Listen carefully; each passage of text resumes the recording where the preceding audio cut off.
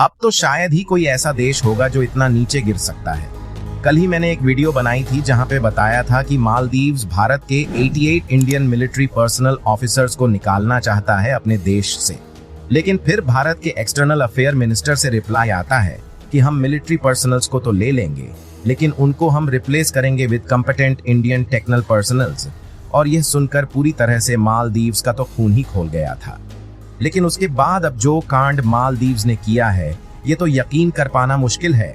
दरअसल मालदीव्स ने भारतीयों को आरोपी ठहराते हुए 43 भारतीयों को डिपोर्ट कर दिया, अपने देश से और भारत भेज दिया with red stamp on passport. यह सुनकर भारत को भी गुस्सा आता है। भारत पूछता है कि इन्होंने क्या बिगाड़ा था। मालदीव्स रिप्लाई में कहता है कि इन 43 भारतीयों को अवैध व्यापार के आरोप में डिपोर्ट किया गया है। मालदीव्स की मोहम्मद मुइज़ो वाली जो सरकार है, प्रो चाइना वाली सरकार, उसने कहा कि यह लोग अवैध व्यापार में लिप्त थे। मुइज़ो सरकार का कहना है कि जिन देशों के नागरिक को डिपोर्ट किया गया है, इनमें भारत का नाम दूसरे नंबर पर आता है और चीन का तो नामो निशान नहीं है।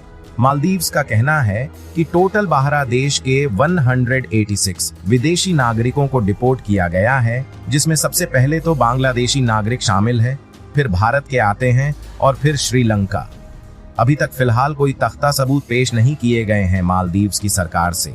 ये भी कनाडा की तरह ही आरोप लगाने में लगे हुए हैं, without any foundation, without any truth, without any proof. तो वहीं इनका मंत्रालय ऐसा बोलता है कि व्यवसाय को बंद करने और उनके संचालन करने वाले विदेशियों को रोकने का काम अब तेजी से शुरू हो चुका है।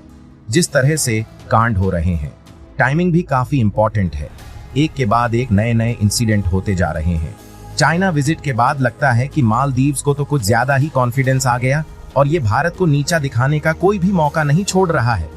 खैर, भारत को भी एक्शन लेते हुए जो मालदीव्स काफी सस्ते में भारत में इलाज करा के चले जाते हैं, इनकी भी एंट्री को बैन कर देना चाहिए, ताकि एक सबक सिखाया जा सके मालदीव्स की सरकार को। अगर आप भी मेरी इस बात से एग्री करते हैं तो एक लाइक तो बनता है और साथ ही में कमेंट्स में जय हिंद लिखना ना भूलिए।